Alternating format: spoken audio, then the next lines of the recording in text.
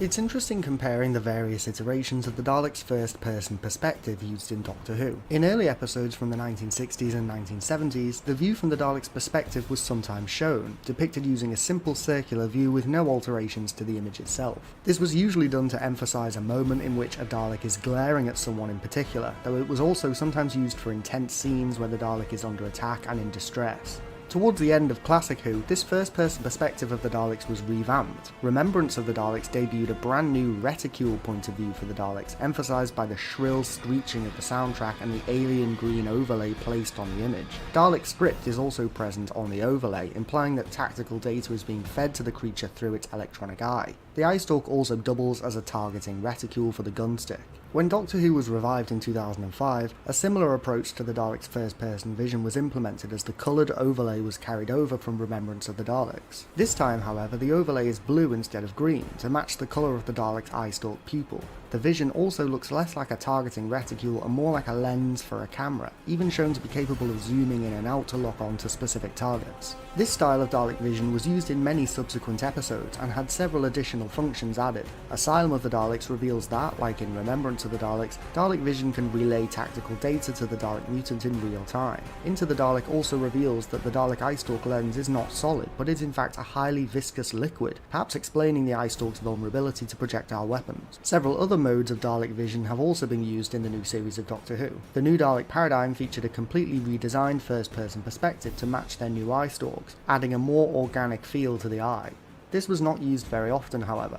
Twice Upon a Time shows us that the Dalek eyestalk can also double as a projector, allowing it to display tactical holograms or data files. During the 13th Doctor's era, the Daleks received another overhaul to their first-person view, allowing them to see in colour for the first time in decades, and also debuted several new features for the Dalek eyestalk, such as a scan overlay and a night vision mode. The defence drone Daleks also have a unique eyestalk design, which appears to be more similar to the targeting reticule design from Remembrance of the Daleks, albeit with full colour vision and a red tint to the overlay.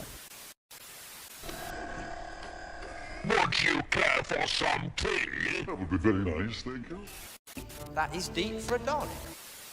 Dalekanium, also known by the Thals as Scaronium, was the metallic alloy material that Dalek casings were made of. Dalekanium was also used by the Daleks in the construction of their ships and buildings. Ludicrously expensive by human standards, Dalekanium was in itself a highly durable and versatile material, and could be used in the manufacture of many products, from defensive armoured shells to powerful bombs. The Time Lords initially believed that Dalekanium had been developed specifically for the last Great Time War, but their historians later realised that the Daleks had perfected the material long before the outbreak of hostilities. In fact, several non-Dalek factions, such as the Forge, also utilised Dalekanium for various means. Prior to the Time War, Daleks were thought to be made of bonded polycarbide, which was a material used by the Daleks in their early construction projects. However, it later became clear that a combination of Dalekanium and bonded polycarbide were used by the Daleks from as early as the Dalek Civil War, if not prior, creating a powerful alloy that was almost unstoppable to all but the most powerful energy weapons and explosive devices.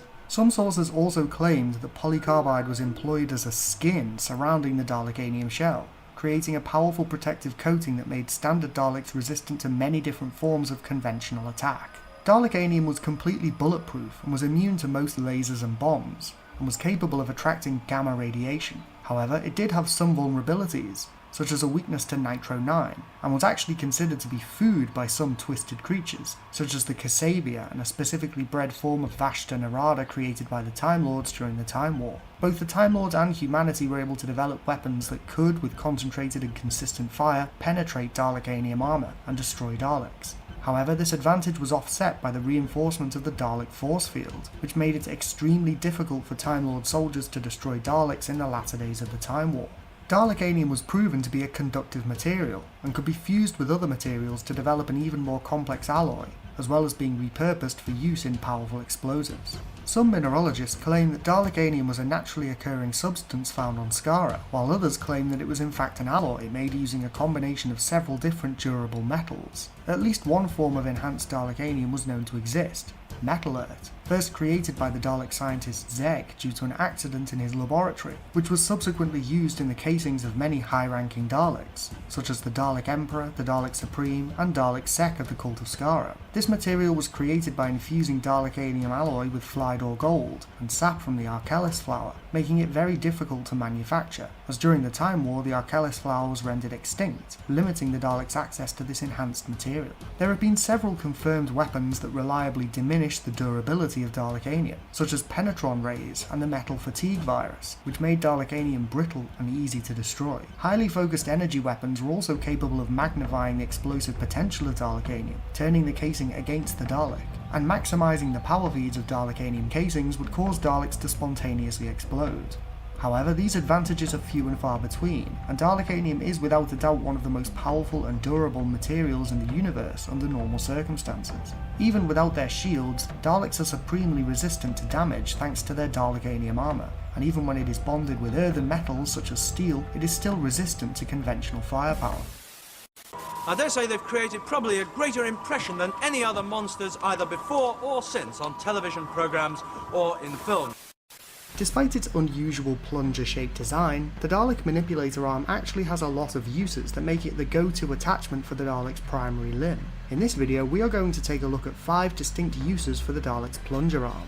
Number 1. Interacting with keypads or control consoles. While it usually assumes a hollow hemispherical shape when not being used, the Dalek manipulator attachment can bend and mould itself into a variety of shapes, and is able to exert enough pressure through its grip to clamp around keypads and control consoles in order to interact with them. This allows the Dalek to interface with a variety of different systems from the diverse range of species and cultures that they encounter in their endless war against the rest of the universe, meaning their singular manipulator can be adapted in many different ways to ensure that, no matter how different they might be from Dalek systems, alien consoles or mechanisms can be accessed, understood and subverted by the Daleks. Number 2.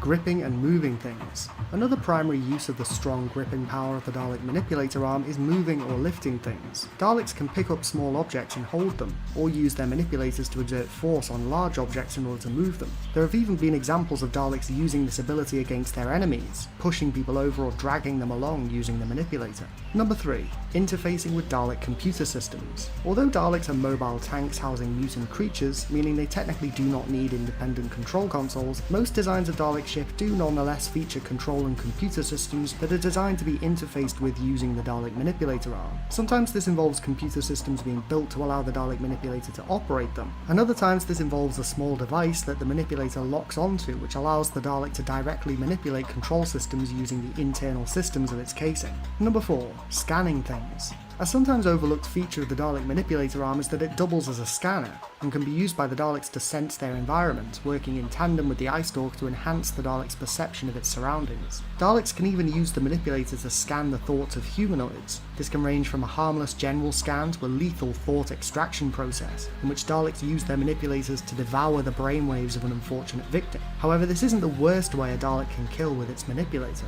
Number 5.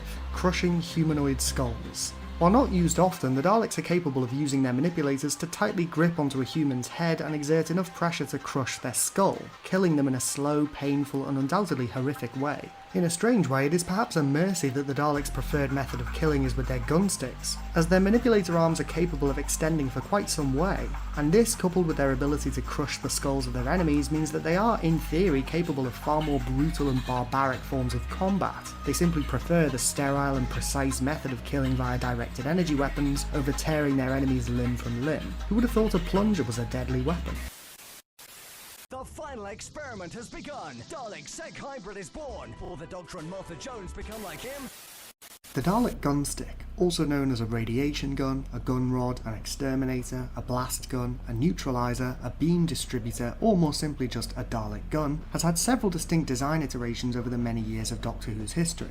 The first version of the Dalek gunstick was used for the Dalek stories of the early to mid-1960s and had a complex segmented design with 8 prongs surrounding several disc-shaped attachments on the gun barrel. The barrel contained an internal mechanism that deployed from inside the gunstick whenever the Dalek fired, a feature that was standard for all Dalek guns in the 1960s and 1970s. The short, complex gunstick design from the early 60s was streamlined when the Daleks appeared in The Power of the Daleks. As the intricate internal discs were removed, the gun barrel was lengthened and the prongs protruded further out from the barrel, creating the iconic design for the Dalek gunstick that was later used in New Who. Death to the Daleks introduced an interesting substitute variant of the gunstick that fired bullets instead of energy beams, made using parts of a Beretta M38, giving it a distinctive and menacing look. The standard version of the gunstick had several variations in colour and material composition throughout classic Who, but the basic design itself remained largely unchanged apart from the fact that the protruding internal mechanism was phased out during the 1980s. In earlier episodes, the mechanism would unfurl as the Dalek gun fired,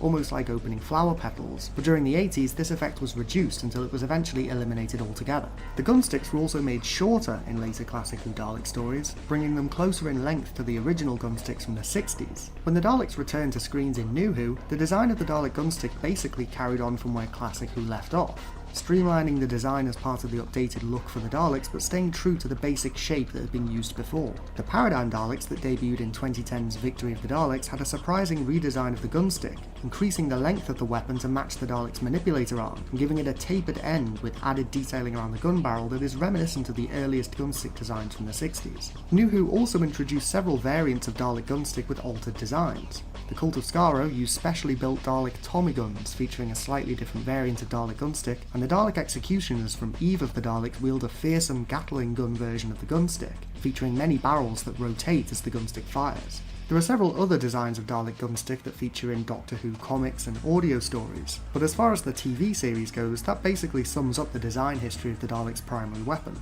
What do you think? It's interesting, isn't it, that over 60 years of constant design changes and iterations of the Dalek casing, the gunstick hasn't really changed all that much since the 1970s.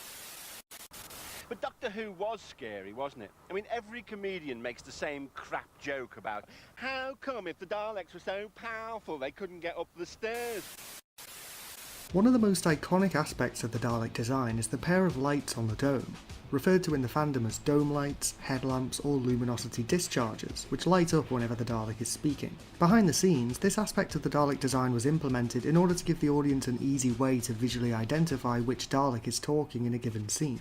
The exact purpose of the Dalek dome light varies from source to source. Some indicate that the lights are present on the dome in order to dissipate excess energy when the Dalek is speaking. However, others claim that the function of the dome light is actually to translate Dalek speech into other languages. Most Dalek casings feature 2 dome lights, however there have been examples in the past of specific Daleks who have more. Various forms of Emperor Dalek have had multiple sets of luminosity discharges, and Time War era Supreme Daleks had their dome lights mounted on a large base, and sported a third back dome light to accompany the standard pair. Early in Dalek history, the dome lights were very small, however as time went on, the size of the standard drone's dome lights varied dramatically. Some Daleks had large bulbous dome lights of varying colours, and Dalek drone models designed for combat during the Second Dalek War and the Time War sported much larger dome lights than the standard Dalek seen prior. Most forms of grey and silver Dalek had shorter, rounded dome lights, some of which would be distinctly coloured in order to indicate rank, and some very early forms of Dalek had spherical shaped lights which protruded from the dome. Some distinct variants of Dalek had specially designed dome lights, such as the Imperial Daleks who sported a flat ring-shaped light design, and the Recon Scout Dalek and its subsequent defense drone design which had large dome lights orientated in a swept-back arrangement unique to this design. Behind the scenes, Dalek dome lights have been made with a variety of different materials over the years. The first dome lights were simple bulbs, with the larger 60s Dalek movie design being made of ordinary plastic tumblers turned upside down. Later versions of dome lights seen throughout Classic Who were made from automobile lights, acrylic parts, or for one specific instance of the Planet of the Dalek Supreme, upturned jam jars. Daleks of the new series feature dome lights that combine the simple bulb of the 1960s Daleks with an elaborate covering similar to the 60s movie or Planet of the Dalek Supreme designs. These coverings were originally made of metal, but on newer props they are made using resin or 3D printing. Despite being an iconic aspect of the Dalek design, the dome lights are perhaps one of the components of Dalek design that have changed the most over the years. In fact, during the late 60s and 70s, it was common for the standard design of Dalek dome light to change between stories, and there were even several instances in various episodes of 2 Daleks featuring completely different dome light designs appearing side by side. As such, there are lots of different implications and interpretations that can be drawn from this lore-wise. Do different Dalek dome light designs fulfill different purposes? Are they a subtle indicator of rank or specialisation? Perhaps it is a combination of both, and their purpose changes from story to story. We may never know for certain. Still, it's a fun idea to speculate about.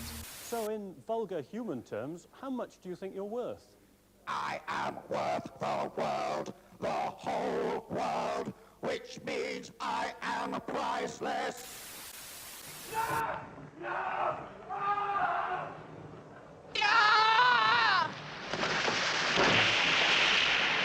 There is no one on the vessel.